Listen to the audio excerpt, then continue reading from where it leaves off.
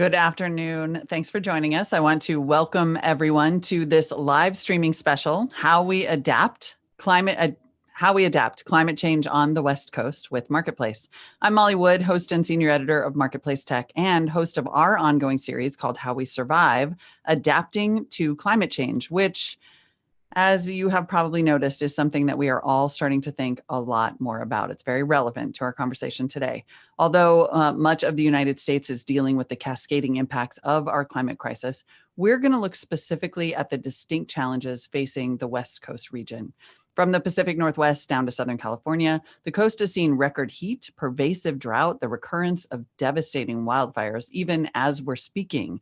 There's the ongoing bootleg fire in Southern Oregon and the growing Dixie Fire in Northern California. Coastal areas in the West have faced immediate threats of sea level rise at the same time as they deal with freshwater shortages that are disrupting businesses, agriculture, and daily life. And of course, low-income families and communities of color often stand to shoulder the worst of this climate fallout, as many of these areas have suffered from systemic racism, disinvestment in infrastructure and services, and displacement to vulnerable areas. This event is co-presented by public media stations across the West Coast, including KPCC in Southern California, KQED in the Bay Area, Oregon Public Broadcasting in Portland, and KUOW in Washington State. A lot of people who are feeling a lot of what we're talking about right now. We're joined today by reporters from each of these stations to learn about the clear and immediate consequences of the climate emergency that their communities are grappling with every day.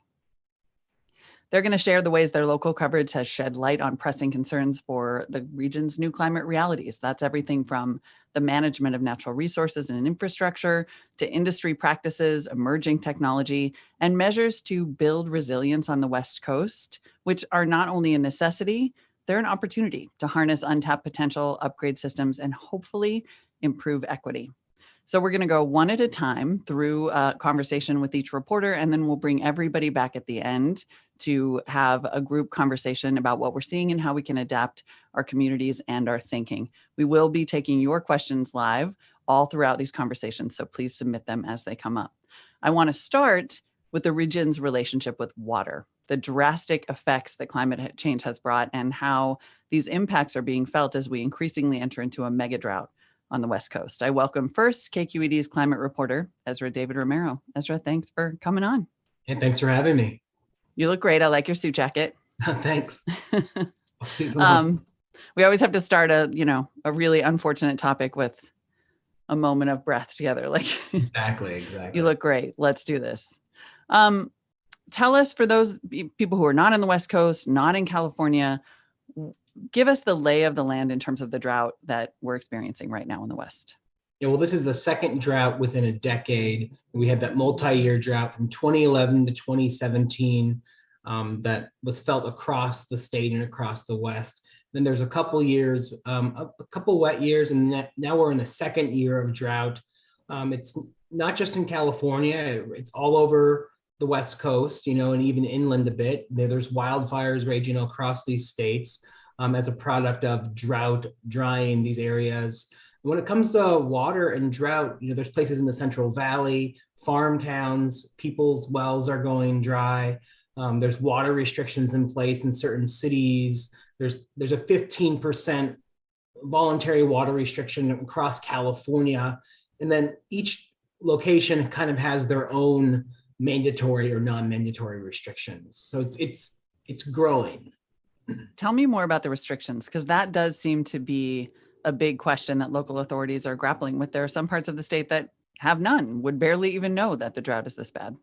Yeah, I live in San Francisco, and we have basically no water restrictions here at this point. There's like a 10% water restriction for irrigation users. It's like for parks and things like that, and that's still voluntary. So the water restrictions are very dependent on where they get their water from. So for example, San Francisco gets their water from Hetch Hetchy, which is a big reservoir near Yosemite. It's piped in all the way from up there in the mountains, and there's enough water there for a couple of years. But just north of where I live in Sonoma County and Mendocino counties, all their water comes from rain, and it's on this place called the Russian River that starts up way up in the mountains there and then goes out to the ocean.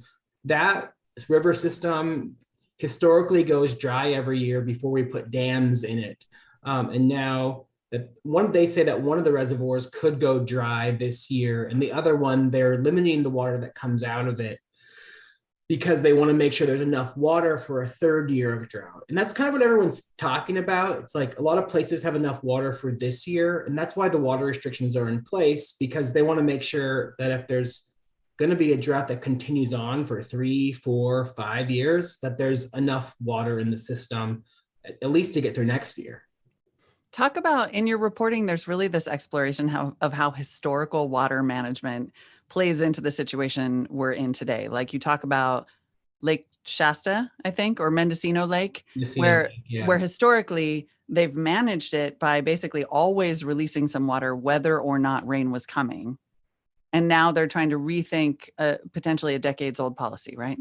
Yeah, if you think about water infrastructure in California, we have all these reservoirs, dams built across the state, tons of them, right? But they were built to capture water, a lot of them from snowmelt or like from slow rain over, a long period of time. But climate change is warming our atmosphere.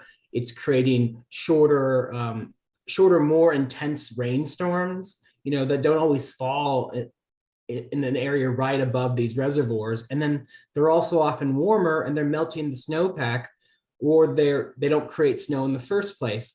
So it's challenging California. Climate change is challenging California's water system because it's not allowing the water to be captured in the way that we planned for it, right? So California has this struggle ahead of it. Like, if this keeps on happening, which is projected to do, how are we going to deal with this? And for example, at Lake Mendocino, that lake was created for flood protection. Actually, it's a smaller reservoir created for flood protection because that river system both dries every year and floods often. So they created it to like make sure that things don't flood down the line. So it doesn't hold that much water. And so there's these things called atmospheric rivers, those storms I was talking about. And so instead of letting out the water historically every time, and just to make sure that they can keep it in there, they've decided to hold the water in there, like pay attention to the skies and do that. It sounds simple, like that's what they're supposed to do, right? But it's actually like in the rule book from the Bureau there, Army Corps of Engineers, they had to like go change that to actually make that a possibility. So that's just one example. And every water system in California is very complicated where the water comes from. And so it's sort of just challenging the entire system. Well, and it does seem a lot of your reporting also centers on equity and the idea that you have to listen to communities that are particularly impacted by these issues, because there is a tendency to kind of come in and say, maybe at a statewide level or even a county level, this is what we should do. Yeah, exactly. I did a story on sea level rise in East Palo Alto, which is just south of here, where, climate change is happening, right? Often cities, counties, the state have this big idea, like, let's do this. And they have 3 minutes in these sessions for people to come to talk or the communities, but there's this opposite way people are thinking about it in this community, where it's like, let's listen to the community. And often what they're finding out is the people don't understand climate change. They don't get it because they're not thinking about it. They're thinking about their basic needs being met. Like, there's already existing inequities in these communities, like people with lack of jobs, they live in a place that's really expensive. There's maybe there's gangs, maybe they're immigrants to this country and they're trying to figure out the system. And so they're thinking about a lot of other things. And so there's a lot of community groups working, especially in that South Bay area, to help people understand the impacts of climate change. And then they can become civically involved because they understand what's going on. That's so interesting. So when we talk about adaptation and adaptation measures, some of it is adapting thinking. We talk about that a lot in our coverage on Marketplace, about how adaptation is not just the way you live, it's the way you think about how you live. Yeah, and that's what's happening across California. Climate change is challenging the system in place, the cement, the reservoirs, the dams, the canals, how we pump water, the pipes, but it's also challenging our way of life, the notions that we live by. It's challenging everyone from, I spoke to Carla Nemeth, she's in part charge of Department of Water Resources, down to a farm worker, to someone in the South Bay that I'm talking to about sea level rise. It's challenging everybody's system of thinking and how we operate as a culture and a people, because we can't continue in the same way we have, because our system doesn't work that way. So we have to change our mindset to even, we have to have an idea, right? Like if we're going to have an idea to change the way our water works, we have to have like sort of an epiphany of how we're going to do it. We have to listen to scientists, we have to listen to people to move forward in that way. Yeah, absolutely. Questions are rolling in from our audience, which is fantastic. Kyle in Seattle says, assuming the aridification of the West, apologies for the helicopter flying over, assuming the aridification of the West is permanent and not a seasonal drought, would we have enough water to sustain our population and agriculture, et cetera? This idea that if water gets increasingly precious in the West, others have wondered, do we have to be more creative about how we use it, including gray water systems? And what are you hearing about the most promising ideas on water? Yeah, so there's a couple of things there. The first thing that scientists keep talking to me about from UCLA and Stanford that I've talked to a lot on these issues is that it's not necessarily that we're getting less water. It's more of like the timing of it. Like we may be getting the same amount of water, but in like shorter time periods. And some years we may get less, some years we may get more, but overall, that average, we're getting about the same, but it's just, we don't have a system to capture it. There is a lot of talk around gray water, recycling, things like that. I just did a story in San Jose where they're dealing with drought there. They have like 2 million people that live in that Santa Clara Valley there. That's where Silicon Valley is, all those places. And they rely on the snowpack about 100 miles away. They didn't get very much water from there. It didn't rain very much this year. And then their main dam is out because of seismic reasons. They're trying to fix it for seismic vulnerability, earthquakes. And so they're going to try to rely on water recycling, but it's still only going to augment their supply by like 5% more. So it's going to be like 10%. So there's a lot of work yet to be done. And I think California there's going to be a lot more news coming out in the next month, 6 months, a year around like how we're going to get through this, because once again, we're living through this for the second time in a decade. Yeah. And then let's talk about this inequity. There's a live question from Richard Rockman who says, would you agree that rural sources of urban water are disproportionately affected by drought, such as Owens Valley and Los Angeles? And I think broadly, this question of where water comes from and who has access. Yeah, I mean, if you think of California's water, like so much of the water comes from the Sierra Nevada snowpack, or for example, in LA, comes from the Colorado River, and it's piped in, goes to farms, goes to big cities, goes to the Bay Area, goes to Los Angeles.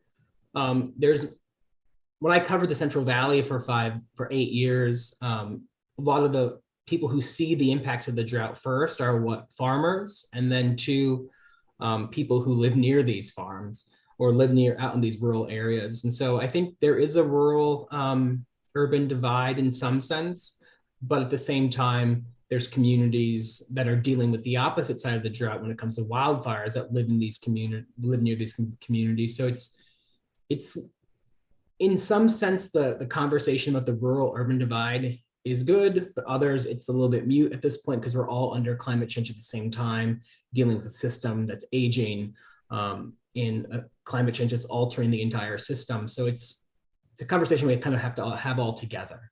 Right. And then one quick question on infrastructure, because that is going to be a theme throughout all of our conversations. Micah Gibbs Kramer in the Bay Area says, can you provide some examples of the type of infrastructure and technologies that will be needed to adapt to the lack of snow melt and rainfall? I'm even thinking of conversations about putting like solar panels on water canals to prevent evaporation and also maybe create renewable energy. Like, are people doing this kind of creative thinking? Yeah, there's lots of people coming thinking about all these kinds of things, like the solar panels.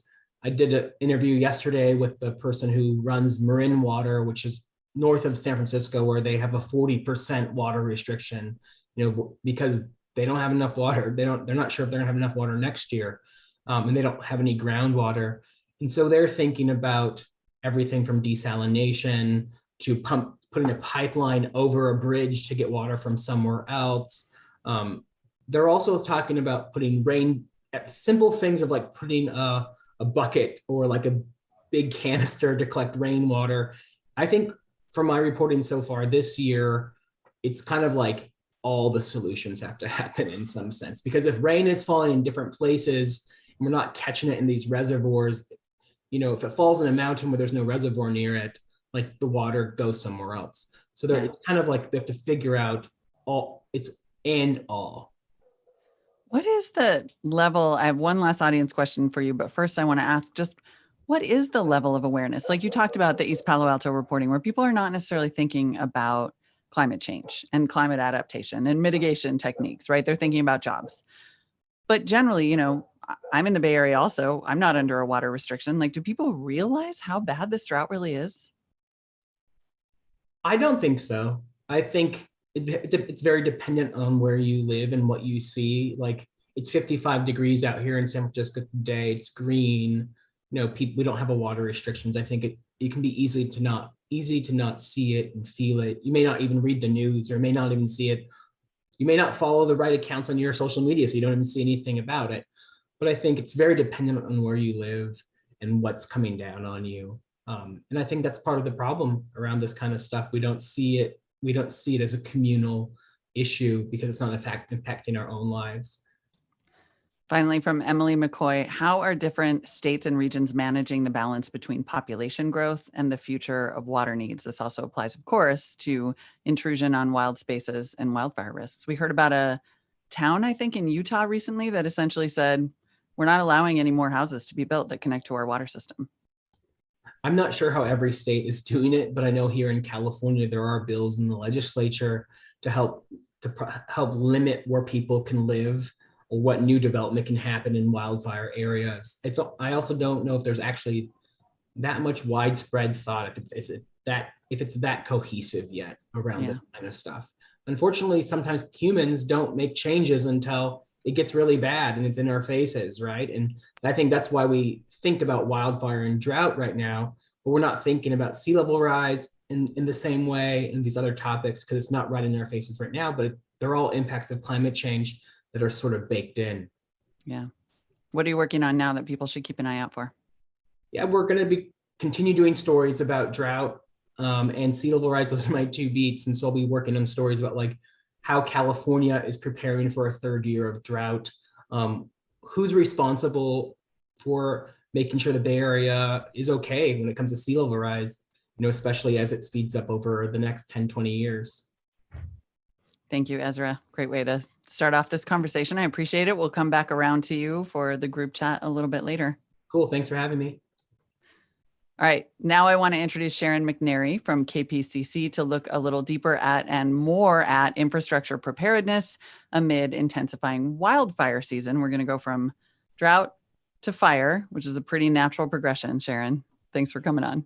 Happy to be here. Obviously, it's we don't smell the smoke down here, but there are parts of the year when that's all we smell and that's all we breathe. Yeah. And we know we're getting closer to that. And one of the ways we know is that we're starting to talk about our power infrastructure and the possibility that utilities in California have already contributed to at least one burning wildfire. Walk us through some of your reporting on that just recently. Well, one story I can tell you about is, these public safety power shutoffs that we get in many parts of California, where we have these big utilities that have aging equipment.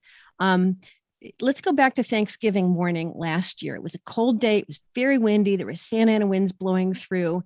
And our big utility in Southern California Edison, cut the power to keep its equipment from starting a fire.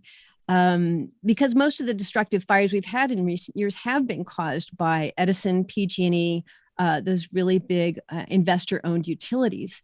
And they cut the power to Acton, which is 7,500 residents. It's in a little valley in between some mountains, the San Gabriel Mountains and another mountain. But not just to them, but to 100,000 households across Southern California.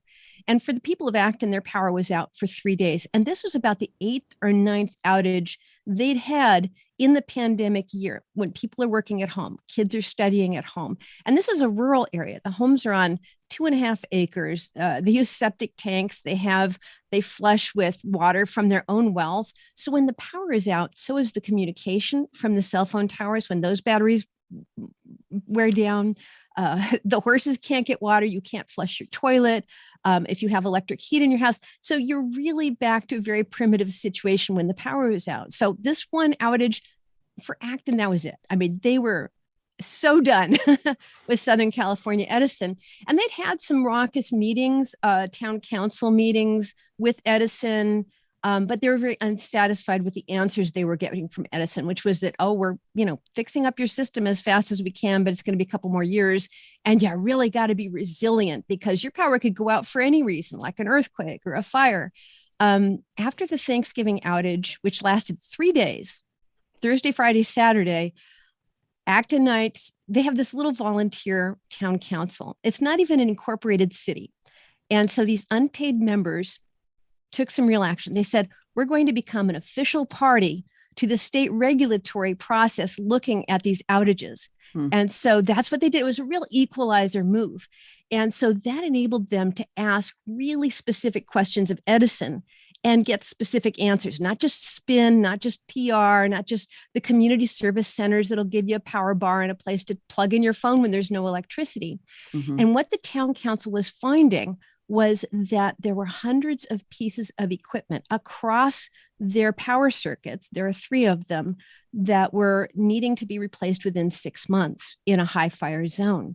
And that really made them scream. And so they really went after Edison in that way. Yeah, it seems like they were able to force, you said, actually some assistance for when the power goes out, like a charging station and snacks and things like that, but also discovery. The ability to look at these documents and say, these were not part of the public record. And that seems that's a statewide California conversation because, in Northern California, PG&E has done these same shutoffs. More and more utilities across the country are talking about this idea that you may not actually be able to rely on power. We saw it in Texas. We've seen conversations about an emergency alert, flex alert issued to every phone in New York City. Right. We're seeing this play out with all these utilities. How are they managing it? Well, I think it's important to consider the democratic process as an important element of adapting to climate change. And that's what the Acton Town Council did. They got in and they punched Edison in the face. They said, we're not going to stand for this. What are you going to do? And so, does the story have a happy ending? Edison has promised to finish swapping out the bare naked metal power lines in Acton by October with composite covered power lines, which are less likely to start a fire. And they're doing some other upgrades as well. And they're doing it not just in Acton, but in any community that had 4 or more outages in 2020. So that's like 72 other power circuits across all the service area that Edison has. So basically mountains, foothill areas, some desert, all that area that was getting frequent shutdowns. And then they're doing some other improvements as well. They're hardening the power grid to make it less likely to cause fires. They're making some power circuits smaller so you don't have to shut off as many people at once. They're adding little weather stations in power circuits so they can make decisions that are more finely grained, adding webcams up on mountain peaks. Just doing a lot of things to harden the grid and cutting away at trees. Oh my gosh. If you go to a neighborhood where Edison has come through and cut the trees away from the power lines, it's not pretty, but hopefully it's a little bit safer. And let's remember, this is not charity. This is profit. Every dollar that a big utility like Edison gets to put into constructing things to distribute the power, they get to take like an 8% profit on that. Yeah. What I think is interesting about this, for people who don't live in the West Coast or California, you may be unfamiliar with this idea of these power safety shutoffs. They are because across the state, the utility, the grid, is in such disrepair that in times of high winds in particular, other places it might be cold or heat, but here it's winds, they cause sparks, things fail, and they're causing fire. And so they're turning off the power to essentially prevent fire that their aging equipment might cause. This is just a like microcosm of our national infrastructure problem, right? Right. But can I tell you a little story about a woodpecker condo? Absolutely. So this attorney who basically sues the power company for a living, representing people whose homes have burned in utility-caused fires, he went out to the start of the Thomas fire, which was, I think, 2018, and it was a huge fire. It just burned more than 1,000 homes. And the power pole where he thinks the fire started was burned away. All that was left were the cross arms at the top hanging from the power line. So he couldn't see the condition of that pole, but the one next to it did not burn, and it had been cut down by Edison and hustled away to an evidence barn. And he took pictures of that pole, and he said there were holes in it big enough to put your arm in one side and out the other. And so it's his theory, which Edison will not accept as valid, that the woodpeckers get in there. They live for generations in these power poles. These power poles were 70 years old, and woodpeckers live generations in them. And so when they're so holy up near the top, where all the torque happens with the wind on the cross arms, this lawyer thinks that's why power, the lines slap against each other, sparks of metal fall onto the weeds, and then you have a fire. So that's bad. Right. I did not know woodpeckers were such a big part of the problem.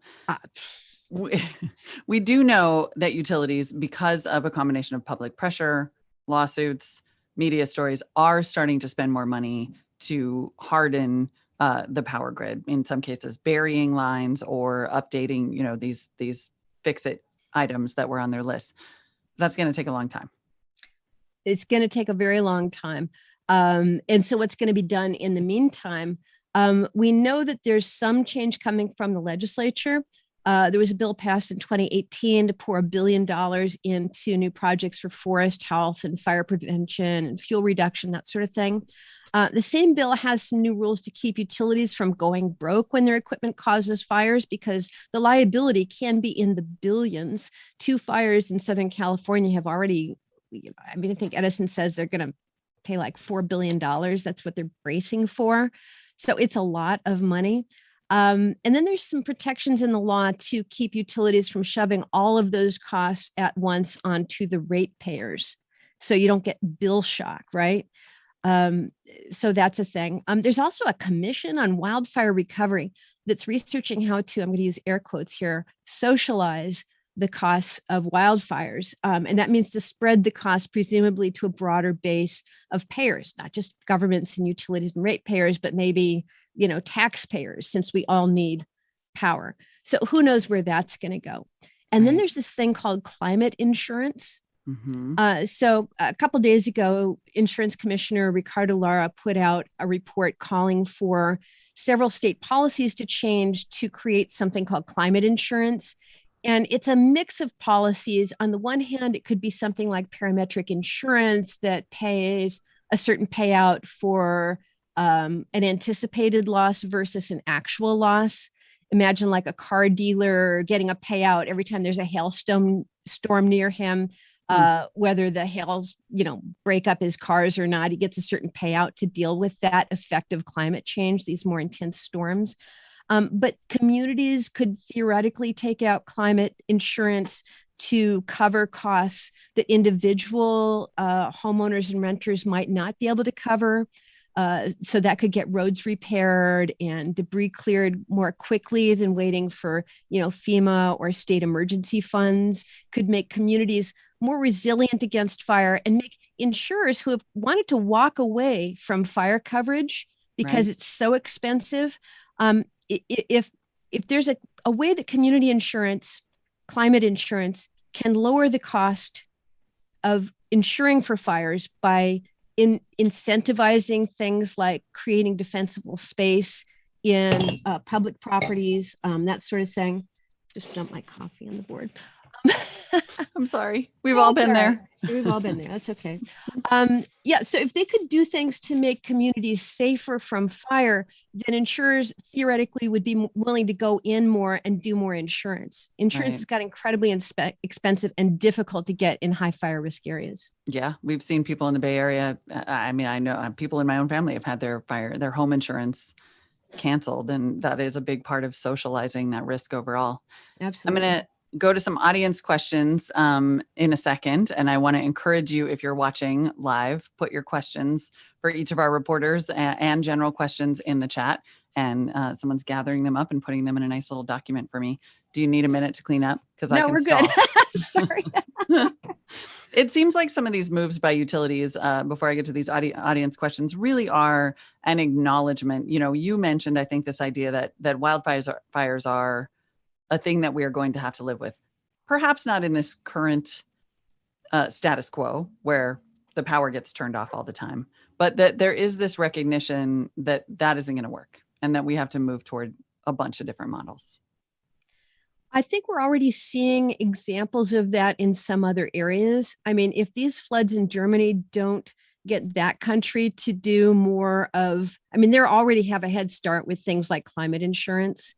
I think it's what Ezra David Romero said, is that the more these things are in our face, the more we realize that we are seeing the real effects of climate change, and that it is a climate emergency, not merely a change, and that we all have to take action.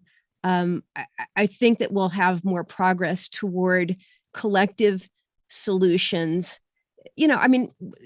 One of our reporters here at KPCC, Jacob Margolis, did a really great series called The Big One about resilience in earthquakes. And he made the excellent point that the people who recover best from disasters like earthquakes are the rich people, and that the poor people, their recovery is very, very slow.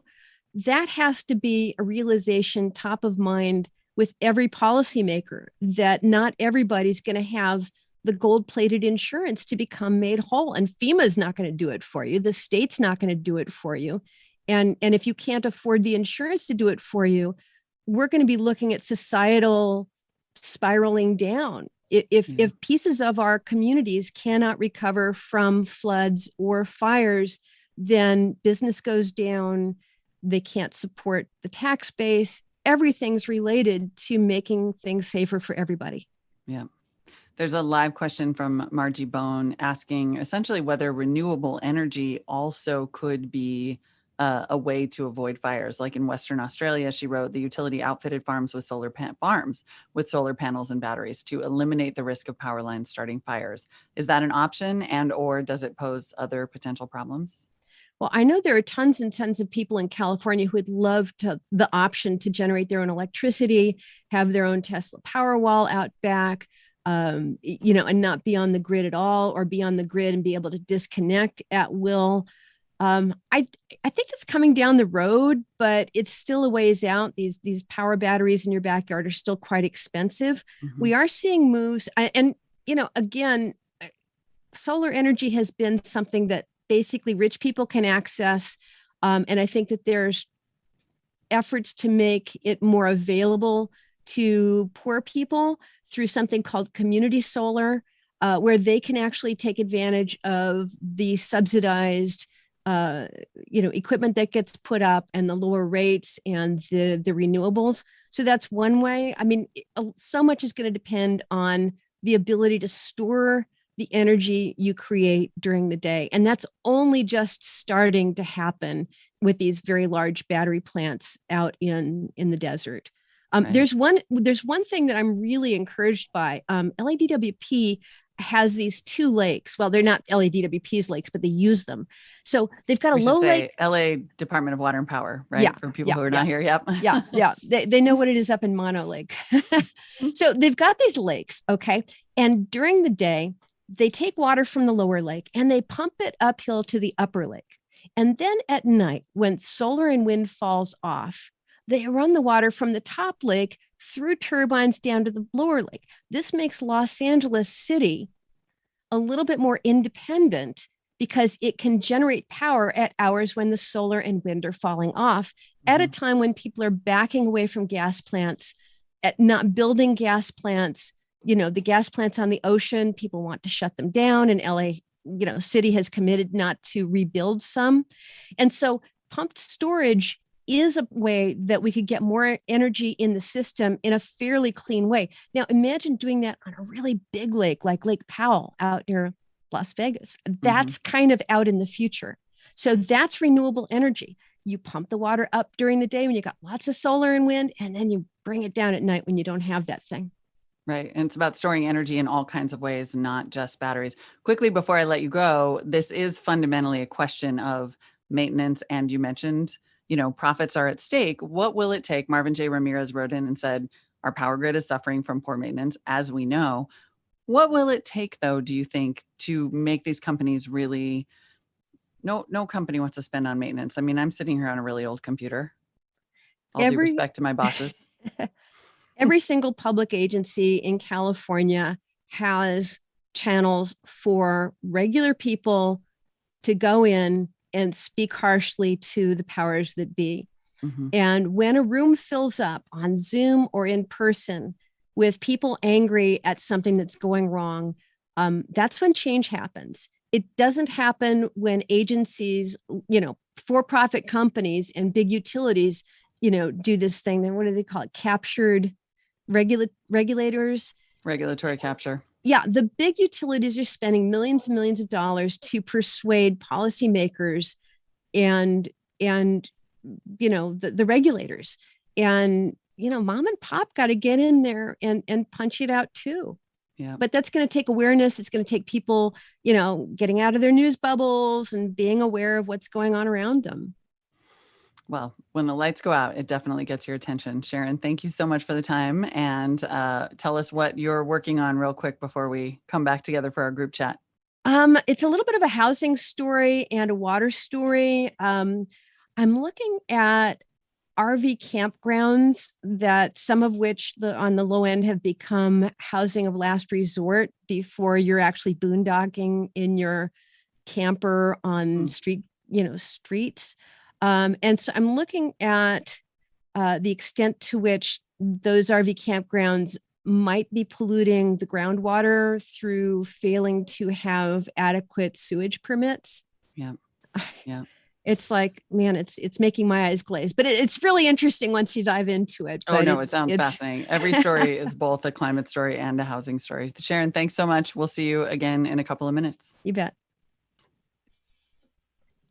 All right, now we're going to talk with Jess Burns from Oregon Public Broadcasting, and we're going to move into kind of the starting. We've sort of bummed all of you out with the magnitude of the problems, and now we're going to move into a little bit of the solution part of the conversation, right? I'm Jess? here for the fun stuff. Yeah, exactly. I'm 100% here to You're just here to raise your save the world. spirit. I am.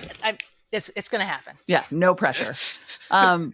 Let's talk about, I mean, honestly, I feel like I've been talking about climate adaptation for 2.5 years or something, and this one is new to me. Talk to me about ocean energy. Well, on the West Coast, we have a big ocean, right? There's a huge ocean out there. Nobody lives there. It's very, compared to land, very low use. And there's a lot of motion, right? You got a lot of sun, you got a lot of waves, there's wind, there's all this stuff out there. And it's basically on the West Coast of the United States, completely untapped. And this is what ocean renewable energy is all about. It's about coming in and tapping that resource. And I would say it is kind of the next big frontier in renewable energy it's coming down the pipe. We're already seeing it a little bit on the East Coast. The West Coast is lagging behind. Wave generation, for those who aren't that familiar, tell us a little bit how it works. Yeah, so there's several different ways that you can generate electricity through with the ocean. So there's wave power, right? So you're capturing the up and down motion of the wave in order to turn turbines and to generate electricity. Mm-hmm. You can harness the power of the current. You can put basically underwater windmills there, and you can harness that, and that can generate electricity. You can harness the power of the tides, right? You go the in, you got the out. I mean, you have these big, huge shifts, and water is a lot denser than air, so these shifts generate a lot more power. And then on the surface, of course, you have wind power, and most people are pretty familiar with how wind power works. Now, on the West Coast, current and tidal power, we don't really have a big tidal swing. The currents here aren't as good as like down in Florida. They've got the place for the current power, but wave and wind energy on the West Coast are have some big potential to kind of change the energy landscape here. Who's in this? Who's doing this right now? Is it in the study phase? Is it in the commercial phase? I would say it's in the development phase. Now, Okay. for wave energy, Oregon State University has kind of is where it's at for wave energy, and they're not developing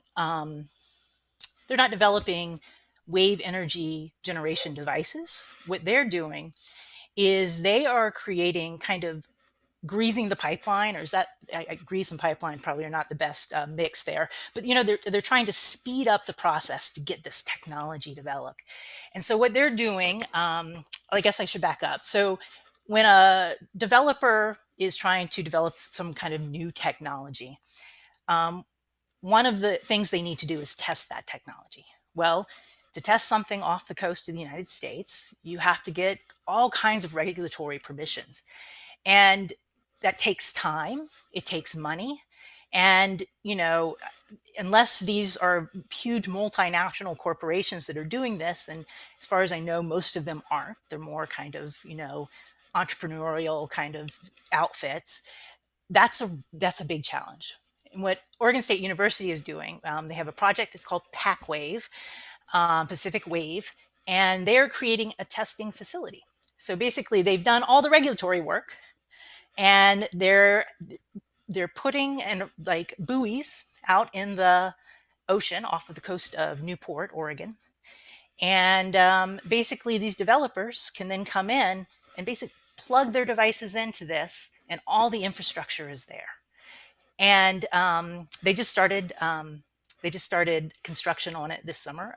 And I'm actually going out next couple weeks to go see them starting their horizontal directional drilling to Yeah. run the cables and everything like that. And I kind of geek out on the science stuff, so I'm pretty excited. I know, me about too. that. I'm actually trying not to because you have like a tech reporter in the mix, and I'm like, tell me more about the. Yeah. What does it? So, does this exist at scale anywhere else? We're talking about the West Coast right now, but I would imagine that this idea came from somewhere, or is it in practice anywhere else? Um, Not to my knowledge, are there any major installations out there. Hawaii does have a small test facility where they're testing out some stuff, but this will definitely be the largest. I think 4 companies at a time can come in and use this stuff. So it's really just opening this wide up. Now, so wave energy is a little bit behind because it is a new technology. Yeah. But with wind, um, you know, we've been using windmills for centuries, right, to create or harness their energy, the energy of the wind.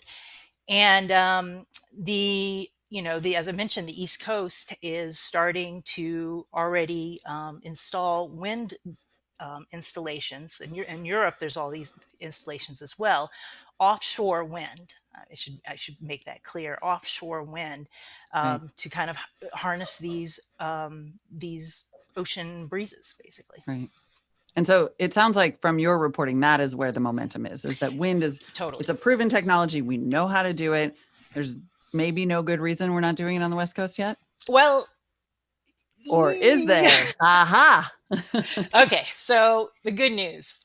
The best place in the continental United States to have offshore wind is a band of ocean between Northern California, like Humboldt, Hmm. and Coos Bay, Oregon, right? Yeah. The best in the continental United States. Far better than the East Coast, far better than Southern California. It's there, okay? The issue is, West Coast wide, is geography and geology. So our continental shelf off the coast, on the East Coast, there's a really slow drop off. And so they mount their wind turbines to the ocean bottom on giant towers, right? And they just poke Yeah. up out. On the West Coast, it gets deep fast. And so everything that we have to do out here is going to have to be floating wind. So it's going to be wind turbines on these platforms that are going to be in the ocean and kind of anchored to the bottom. And that gets a lot more complicated. There's, the oil and gas industry have some technology that you can kind of borrow from to get this, but really this application is it's kind of a new thing. And my feeling is that's why we are lagging behind, is because it's an uphill it's an uphill climb to get Right. to that. But is there generally momentum behind it and or policy behind it as we try to increase our kind of renewable mix? Because it sounds like this, maybe unlike solar, for example, would be, I guess, solar and wind is usually lumped in kind of on inconsistent power sources. But Right. it sounds like the ocean's probably always moving. Well, it is, and it's one of the really interesting things about ocean wind is when if you've ever been to the coast, experience is in the morning it's relatively calm, Mm-hmm. and then as the afternoon kind of goes along, the winds pick up. Well, so how does solar work? So you have solar, sun comes up, you're bringing on solar. At the same time, you've got the not very much in the ocean going along. Ocean, as the afternoon goes, you're starting to ramp up ocean wind, and then the solar drops up, and the ocean wind just keeps growing Hmm. because the wind blows overnight. So there's Right. an idea there that this could actually help balance out the renewable energy generation that we have on the grid. I mean, and I guess you asked about policy. There's some federal stuff that's going. President Biden recently opened up a big area for lease in Southern California. So clearing the way for that. There's at least one company there that is in the planning stage for a large floating solar project there. They're looking at opening up that best resource in the nation kind of area up north. So that's policy. There's a big tax break, production tax break, 30%, which is significant. Yeah. And we've got that for the next 5 years now. So we could see projects starting to ramp up that way. In Oregon, just this legislative session, they passed a goal of bringing online 3 gigawatts of production in Oregon by 2030. That's enough power generation to power more than half of Oregon's homes. We're not a California state. We're Right. pretty small. Still, Relatively, that's a we're lot. big, but small population. And yeah, so, and Yeah. it really kind of dovetails in our governor, Kate Brown, just signed the most aggressive renewable energy transformation goals in the country, which is 100% by 2040. Just this week, she signed Wow. So Talk to us about the audience questions. Echo, I think where I would have gone next naturally, which is like, what are the downsides here? I mean, when we think about, for example, there's a question from Seattle about the negative impact on fish with tidal energy. Jody writes and says, ocean energy sounds potentially very disruptive to important ecosystems. Is it? there are concerns about that, and there are agencies that are looking into those kinds of things for sure. Tidal energy, Seattle has a possibility for a tidal or current current energy possibly, but really we're not going to see that. So we're not going to see a lot of infrastructure like down deep in the water on the West Coast. These other arrays, I think what's going to be, I definitely they should start looking at migratory whales and other species and how this interacts with their migratory birds. I mean, birds are a concern for terrestrial wind farms, right? Yeah. So definitely going to have to start to look at that, and the work is underway. Yeah. And also, the communities that live along the coast, those fishing communities are really going to have to be brought into these conversations, because I know that there is a feeling that every time there's something new in the ocean happens, it takes away it takes away from the fishing industry. It takes our area, marine reserves. Well, that was our fishing area. Now we can't fish there. Or, all of these things, there's a real sense that we're always from the fishing industry, that we're always giving. What are we getting back? Or how are we included in this conversation? And so those are some of you could even kind of consider them as equity questions about how communities are involved in the development of this. Right. And it sounds like it's such a new industry in some ways that there is an opportunity to at least try to offset those concerns and at least engage people like Ezra was talking about in the beginning, engage communities, listen to them, and try to do this in a way that's as responsible as possible. Definitely, definitely. And with the we think about equity and um in loss, like in terms of loss, like how are we how are we damaged by this? But I spoke with a scientist at the Pacific Northwest National Laboratory that's really looking at equity in wind energy. And one of the things that they're looking at, which I thought was interesting, is the equity of opportunity. Like, how do we make sure, so as we transition to a green economy, how do we make sure that new wealth distribution that comes along with that is equitably distributed? And right now, when you think about renewable resources, solar and wind and the hydroelectric that we've had in place forever, but those are not happening in coastal communities, right? Those developments are happening further inland. And so one thing with ocean industry, it would actually bring an opportunity to coastal communities to kind of be part of that kind of shift in wealth that would come from greening our electric systems. Yeah. Jess Burns from Oregon Public Broadcasting. I assume that the next big thing you're working on is getting out on that boat. I love it. To the buoys. Next summer is the buoy. This summer, Okay. this is a long project. They're hoping to be up and running within about a year and a half, I think. And so, but no, horizontal directional drilling. I'm excited. It may be really boring, but it sounds really cool. So. I love it. I love a nerd. All right, Jess, we will talk to you again in a couple of minutes when we all come back together. Thank you. Thank you.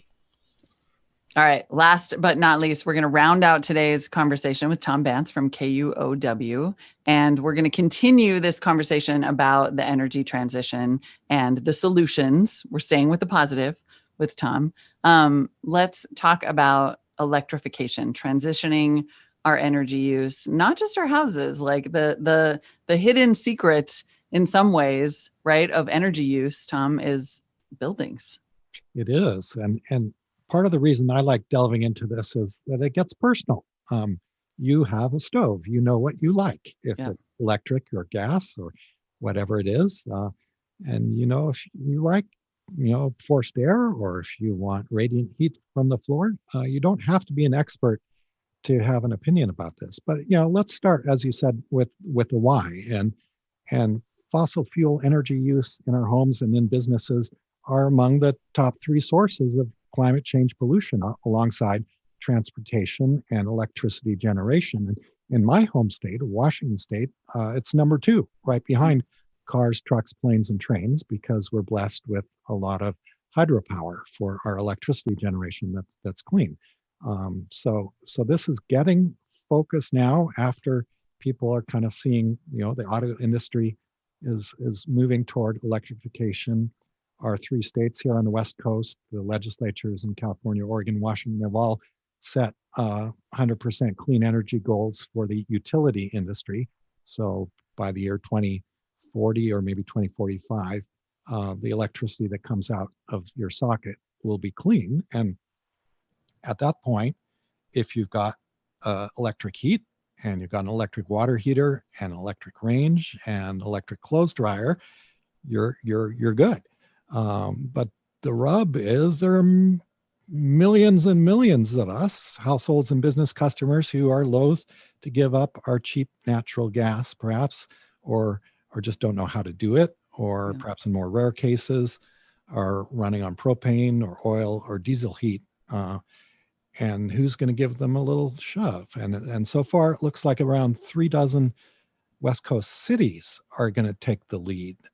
And their example in those places is already making it clear that it's not going to be easy, that electrifying everything, basically, which is the proposed strategy, is an unsatisfactory answer for a segment of the population. Yeah, let's dig into that a little bit more. First, I think it's worth reiterating the idea that electrifying everything doesn't work as long as most of our electricity is still dirty. And so this is sort of hand in hand with renewable energy generation. These are long timelines we're talking about now. So in many ways, it's more fun to talk about electric cars because they're on the streets now. The Right. strategies for making a transition to electric everything from natural gas for the most part are around, and it's a matter of how do we get from here to there. And so a lot of climate activists would saying, when you're in a deep hole, the first thing you do is stop digging deeper, and hence you get the strategy that California cities are leading with. Well, you might not be surprised. The first place to do this, kind of to be somewhat out there, was Berkeley, California. About 2 years ago, the city council voted to ban new natural gas hookups to most new construction. So that is, stop digging the hole deeper, and then you'll expand from there. Since then, many Bay Area cities, I think the majority, have followed, including San Francisco, Oakland, San Jose. It's expanded outward from there to Sacramento, Santa Barbara, now up to my area. Seattle this winter updated its energy code and banned natural gas space heating and water heating in new commercial and apartment building construction. I made it the first in the Northwest to do so. The action now is shifting to Eugene, Oregon, where the city council is currently debating what terms to add to a franchise renewal agreement with the local gas utility, and that could bring in some kind of initial measures to move the willing along. The willing is the question. I mean, what's so interesting about this topic is that this is really a pure adaptation conversation. It's adapting the way we think, and it is adapting the way we live and spreading those changes around. I think there often tends to be an idea that we want climate change to be fixed. We want it to be solved, but we don't want to change the way we live. And this is like a really concrete example of, you may think that your gas stove makes you more chefy, but it's time to go induction. And that's a good point, because there's a lot of pushback already because it's personal, as we talked about. And one thing is a little bit tangential, but I found really fascinating, is that a whole bunch of more conservative states to our east are watching what's happening at the Berkeley City Council, say, or the Seattle City Council, and saying basically, don't you bring that dumb idea to us. And so in the last year or so, state legislatures in Arizona, Utah, Wyoming, and at least 10 other states have passed legislation to ban local cities and counties from restricting natural gas service. And otherwise, another way of saying that, they're banning the bans. And just this week in my neck of the woods, is news that the voters in Washington State's second largest city, which is Spokane, will get to weigh in on a citizen initiative on this topic upcoming in the election this November. So the home builders associations from the local area and the state association financed a successful signature drive to qualify a ballot measure that will ask Spokane voters to preemptively block the city from restricting natural gas hookups in the future. And the current city council president says, well, we had no intention of doing that, but nevertheless, the proponents say they want to stop the spread of what they call Seattle-style bans on natural gas, Seattle-style being a pejorative here. Right.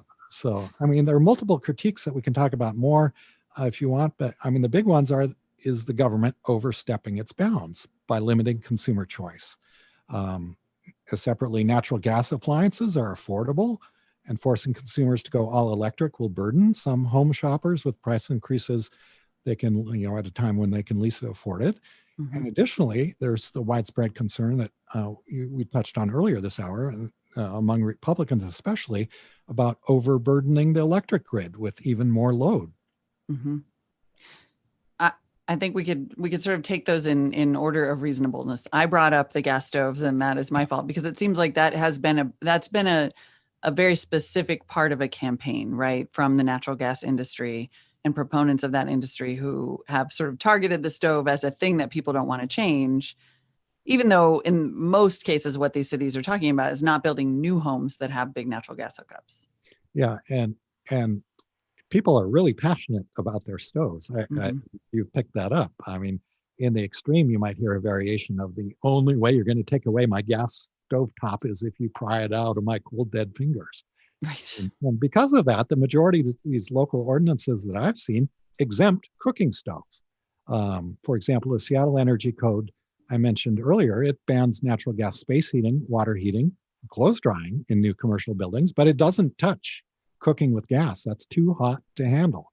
Uh, and the alternative proposed by environmentalists and policymakers for those gas stove aficionados is called the induction range that you mentioned. And my wife actually got us one of these last year to replace an old electric coil stove, and it's a nice upgrade. But I have Those to things say, are awesome. yeah, it works pretty well, and it to some degree it's trying to mimic gas stoves because the heat comes on really fast, and when you turn it down, the heat goes right down. It left my own devices though, and my penny pinching public radio ways, I might not have on my own got it because it was considerably more expensive. They are expensive, right? There's that kind of green premium question, which is fair to ask in terms of consumers. Although I do want to touch on there are sort of technologies that allow people to potentially do this in that kind of early adopter, from early adopter down. For example, setting aside even bans on natural gas, I feel like people are just discovering the idea of electric heat pumps and electric heat and cooling, which, if you're pairing that with solar, and obviously this isn't accessible to everybody, but is increasingly becoming something that you can maybe get a tax credit for. Right. And I think in the long run, this is going to become a debate about incentives or mandates, because I think it would be really cool to have a Tesla Powerwall in my house and go all electric, maybe with some solar panels on the roof as well. At this point, it's such a big thing, and the Tesla Powerwall is kind of really expensive still, that I'm not really ready to bite it off yet. But in 10 years, maybe. And it's kind of a little difficult because every house is a little bit different. And if you bring in the electric heat pump and you don't have ductwork already, that adds a lot of cost. Maybe if it's just a swap out, it's going to become relatively more affordable soon.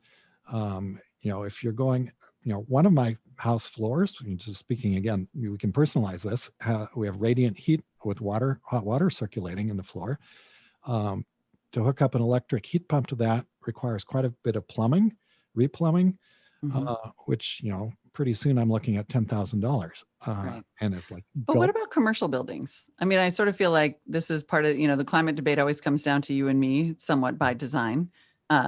We have been, I believe it has been traced back to the fossil fuel industry, this idea of the carbon footprint, so that it would put it back on the consumers. What about electrifying commercial buildings? Because it's bigger scale. Yeah, there's a big payoff there. Yeah. It's a little quicker turnover in the commercial building stock than in houses where here in the West, most of our housing stock is newer, but it's not unheard of to live in a 100-year-old house, and that might be a selling point. And it's harder to change everything out in that case when you have to tear out all the walls as well. But the commercial buildings, it becomes more of a dollars and cents question. How much am I going to save? How many years is the payoff going to be? And it will either happen or it doesn't. But the infrastructure bill coming down the pike may change the calculus quite a bit, depending what kind of tax incentives are in the final version. Yeah. I'm going to go to our questions for a minute. Hannah Ball writes in and says, are there any, this gets to the issue that you raised about the grid and the resiliency of the grid if we start to electrify more. She says, are there any resiliency guarantees that utilities could be required to meet as we work to go fully electric in our homes and businesses? Not having alt energy sources seems like a big risk. And that is one of the questions that's been enhanced now by these power shutoffs that you and Sharon were talking about earlier. In my case, I have gas to the house and electricity. So in the winter is kind of where my power outages happen. With the gas backup, I could potentially have a generator on site and still be okay until you take that gas away from me. Or, I still have hot water when my electricity goes out at the house. That is a concern people have. Long term, if you have a power wall in your house, that can keep you going for maybe a couple of days till the power comes back on. So these are soluble issues. but we're not necessarily there right yet. And one thing I was struck by watching the Washington legislature grapple with whether this past winter, whether to do on a statewide level, start a building electrification push, was the long timelines they were talking about. They, they start, building on the city initiatives we've heard about from Berkeley and Seattle and San Francisco of new construction has to be electric only by maybe 2030. We'll start that. And at the state level, the first deadline we had for converting existing homes and businesses to all electric was 2050. And then the legislature backed off even that, being a little bit too tough, and weakened it to a goal. And then it just became an expectation that utilities will offer incentives for conversions before the whole thing fell apart amid opposition. I wonder how much, decentralization, I think, is a theme of everything that we've talked about so far. This idea that although, our individual carbon footprint might not be something we can dramatically change, we can be more resilient at the house by house, the block by block, the city by city level. And I wonder how much you think that that does start to play into this, even if it's policy and tax incentives, so that everyone has a battery, because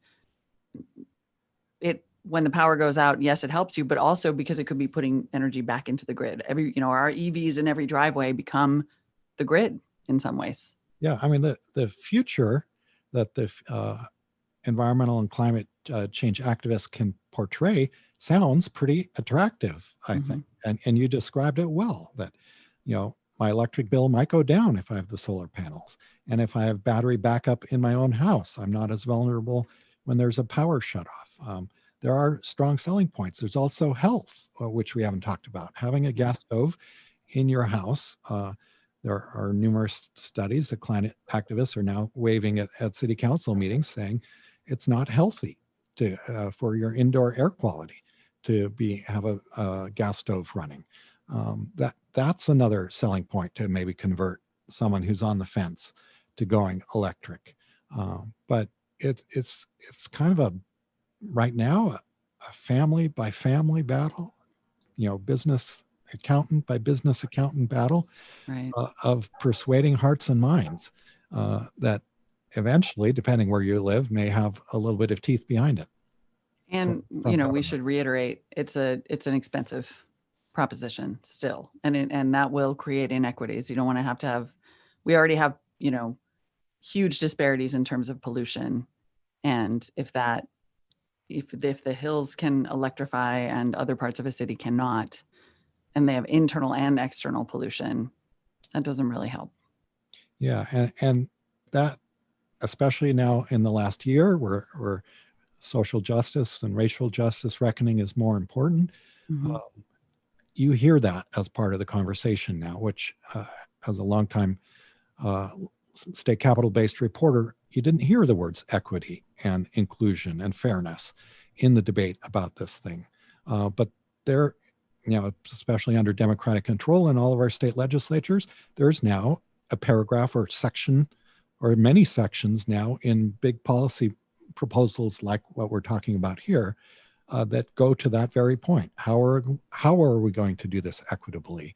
And do we have the bucks to put behind our good thoughts about that? Yeah. Tom, what are you working on now? Well, I mentioned the very long timelines on this. We'll keep an eye on the Spokane vote, which will be the first time here in any of the Western states that a large community is weighing in on whether they want to prohibit basically government from prodding them along or closing off some choices. We'll keep an eye on that. But in the near term, it's the transportation is still pretty interesting to me. So I'm waiting for a first flight of an electric airplane later this year. We have planes, trains, and automobiles with this group. And speaking of this group, thank you, audience, for your questions so far. Keep them coming, because I'm now going to invite all of our reporters back into one big Brady Bunch Zoom. And we're going to open up the conversation a little bit and take some more general audience questions. I see the videos popping on one by one. Is Jess there too? There we go. Perfect. All right, everybody, unmute. We're going full chaos right now. Sharon's like, I'm not doing it. You can't make me. Hello. I just got a warning from the California Independent System Operator, which manages the power grid, quoting directly, CAISO grid warning notice starting 6 o'clock tonight through tomorrow. Tonight at 9 o'clock. Reason: forecasting an energy deficiency. We're all going to die. We're in the solutions part of the conversation. Based on what you have all heard so far, how important is, and considering that, you know, so many of our headlines this week have been about infrastructure, isn't that kind of everything at this point in some ways? I'm going to go all the way back to Ezra. Like, I'll go in timeline order, at least for this part of things. Ezra, does this all at some point come down to infrastructure, or does it have to also include will, policy, and investment? Well, will, policy, and investment, like to make decisions on infrastructure, you have to like go through all those other avenues, right? Yeah. People have to have ideas which influence like what lawmakers put before, you know, the Senate or the Assembly or whatever, and then you have to have the political will for it all. So I think the question is, yeah. Actually, I'm going to go, we have a bunch of good questions in here. So instead of doing a round robin on that, I'm going to use our time on our audience and their good questions. So this is a fair point. We have been talking about adaptation. I've been talking about adaptation with our How We Survive series, which is different from, right? There are these two ideas: adapting, like living with the reality that the climate has changed, and mitigation, which is the idea that we actually take, you know, concrete steps to slow warming, to reduce carbon emissions and slow warming. And I wonder how much in your reporting you're finding that those are becoming increasingly similar. As we adapt, we may also mitigate. Jess, go ahead first. I mean, yeah, those go hand in hand with the ocean energy. I mean, as if, you know, marine renewable energy sources come online, you're not only reducing I mean, you're basically adding more green energy to the mix, right? And you're adding a green energy mix that helps level out other green energy sources we have. So that's that. But on the resiliency, like the adaptation and kind of, I kind of think of adaptation and resiliency kind of in a very similar kind of feel. Like when you look at, for example, if you look at the Oregon coast, the Oregon coastal communities get there's no power generation on the coast. They get all their energy from the eastern part of the state, right? And so, you know, climate change, we're in a drought in Oregon too. Wildfires, you know, I live about 75 miles from where the bootleg fire is burning. Wildfire destabilizes power grids. We've seen that, right? You have the safety shutoffs that you talk about. You have infrastructure that is actually damaged in this. They bottlenecked the interchange that connects Oregon to California for us to ship electricity down to California during the bootleg fire, you know, so just within the past week or so. So what happens though is when the grid is destabilized by wildfire, oftentimes that creates even more instability on the coast, because those coastal communities, which are hundreds of miles from where these fires are burning, are then feeling the impacts of wildfire by not having power. And so the idea is that if you could create generation to the west, those coastal communities suddenly become so much more resilient because they have an independent source of, they have redundancy in the system. They could potentially be powered totally by the ocean energy if done right, and that's far in the future, but the possibility is definitely there. But these communities that you don't think about, at least in Oregon, the coast doesn't burn very much. It's very wet, and the idea that a wildfire, a climate change fueled wildfire, could really impact these communities on the coast is a very real thing. It's just not as obvious, and that wave energy development could really help with that. Yeah, I would say though that the political energy and kind of the energy on the street, to my mind, is much more in mitigation of, we're in a climate emergency now, stop burning fossil fuels now, or take whatever, the measures that are in front of different political bodies to reduce burning of fossil fuels now. And once that happens, I think, or more progress happens in that region, if it does, then you move on to the mitigation to be more central, if you ask me. To the adaptation. You mean start with, it's funny because there's a comment actually to that exact effect in our questions. Adapt, it says, are you kidding? Yeah. When the climate shifts so quickly, it is a disaster. Don't adapt, end fossil fuel use. Is that what you're getting at, Tom? But more gently, because you're a gentle guy. That's what I'm hearing. Far more than, there, adaptation has to happen. FireWise is a program that we cover a fair amount in the news up here that I would put straight in that box. But that's, one story out of 10, and the other 9 are people, trying to shut down the natural gas power plant over here, or demonstrating at the state capitol for, this or that policy. The energy seems to be still on mitigation. Yeah. Anybody else have thoughts? Yeah, I do. I covered the Aliso Canyon natural gas storage field disaster of, I think, 2015, one of the largest releases of natural gas into the atmosphere. And that really propelled a lot of Los Angeles in opposition to natural gas. 60,000 households were evacuated 4 months, all of it on the check of Southern California Gas Company. It was huge, underreported in the rest of the country, but it was a huge driver of the opposition to natural gas locally. And so after that, you have the city council, you have the board of supervisors all saying, we think that the storage field should close down. But then you have the pushback from the gas company saying, well, gas has been here for decades, right? We've built all these pipes under the street. Why don't we? I think they're kind of starting to acknowledge that they're going to have to back off of fossil fuel natural gas. And they talk a good story about biogas and creating gas from cow farts and cow burps and, processing, thrown away food into some form of natural fuel, or even putting, I had a conversation with the spokesman for the gas company the other day, putting hydrogen in those underground gas lines and just, traveling it with the natural gas. So, there is the very important question of stranded assets. What are you going to do with all these pipes under the ground? Infrastructure is the things we build together to make life better. Are you just going to throw it away? Are there things we can do with it to make it useful? These are all conversations that still have to be had. I think around adaptation and mitigation, I think California is not at the tipping point that we think we are often.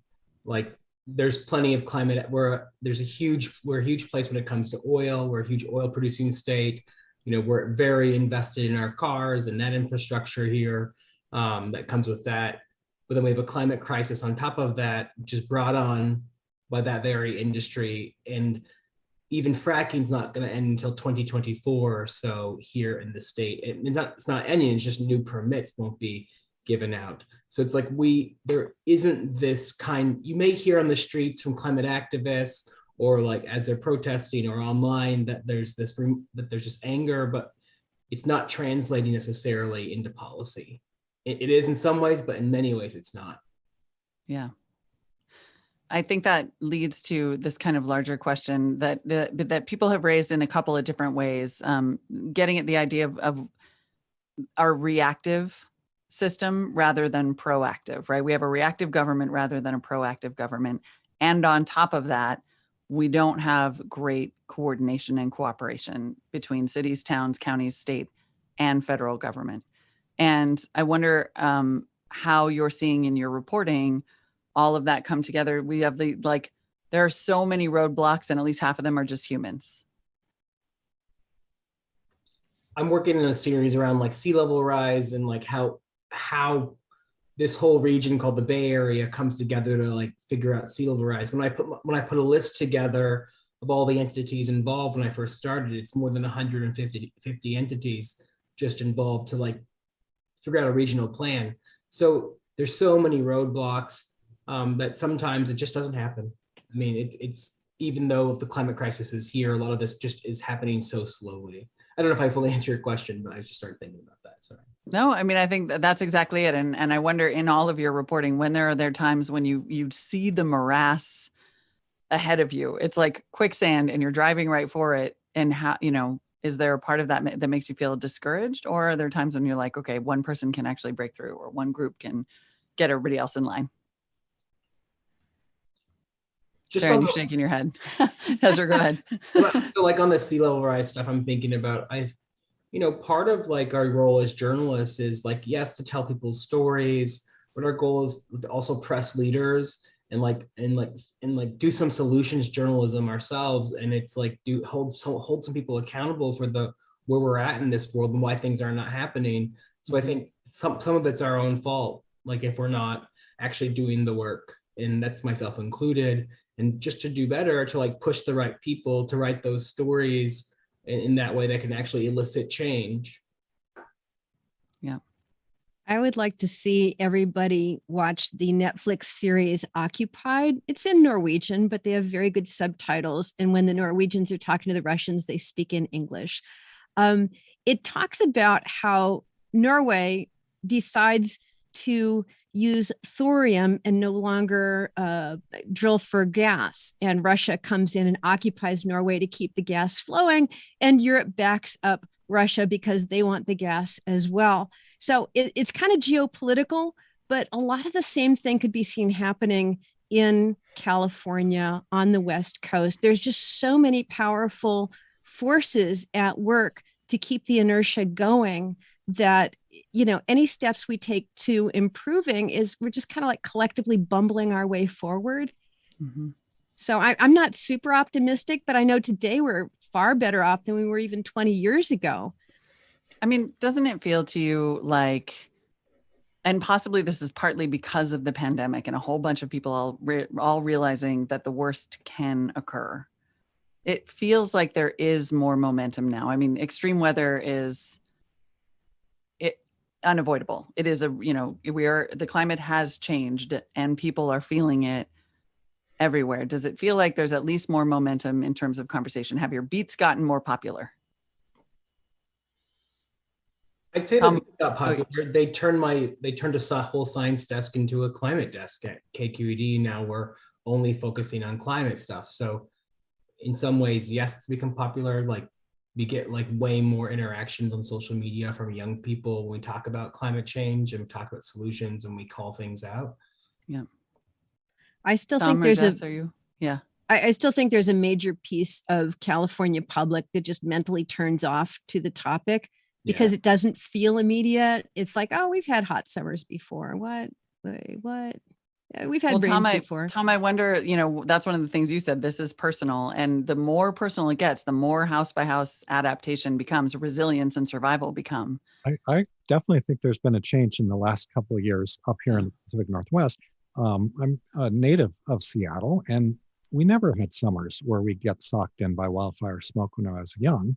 This is a phenomenon in Western Washington state of just the last 5 or 8 years, where the fact the West is on fire, possibly or probably driven in part by climate changes, that's really being brought home to every single person who lives here. And then, in this past, this is happening in California, these power shutoffs in advance of big windstorms. That's a new thing that affects people at home, no matter what their political affiliation is, and makes it real. And certainly, I think that will drive more people to think about, well, next time I replace my furnace, maybe I don't do exactly the same thing as what I had, or what is this induction stove thing, and is it okay, and might it be an upgrade for me, and can I afford it? So I think it broadens the choices we can make in our personal life, because it's real for more people, I think, than it was 5 years ago or 10 years ago. I bought one burner. I bought one induction burner because my son likes to use it for YouTube cooking videos. It's amazing. I want to ask, before I let you all go, I want to ask one question about style, because we have been having this conversation internally, and there is a question about it from our YouTubers. We need to start calling it, writes this person, climate instability or climate crisis. Climate change doesn't cut it. I've seen some publications move to, I think, The Guardian, most notably, climate crisis, climate emergency. I wonder how you're thinking about how we talk about this. I personally use climate emergency or climate crisis mostly. Yeah. Well, I use climate change because people know what I'm talking about. And I personally don't think it's helpful in a highly polarized electorate. In the case of, my service is a statewide service with lots of Trump voters, lots of Biden voters, and lots of in-between people who don't need trigger words necessarily. I just want to tell them what's happening without coming off as an activist. So I'm a little more reluctant. I hear where that's coming from, but I'm reluctant to go there. Yeah.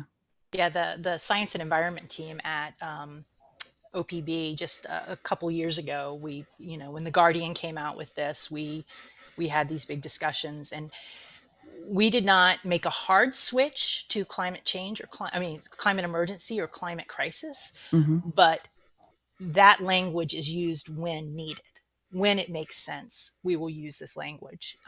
So we're kind of a little bit in the middle, but it's a climate emergency. I mean, it's a climate emergency. That's what it is. So say what it is. Yeah, it's a little bit more about what makes sense in the moment, though, and what in the context of what you're talking about. With the climate tipping point only years away, it's incumbent on journalists to call it what it is, and that's a climate emergency. Thanks, everyone. What an important conversation. I hope that you all have enjoyed it. That doesn't feel like quite the right word, but learned a lot.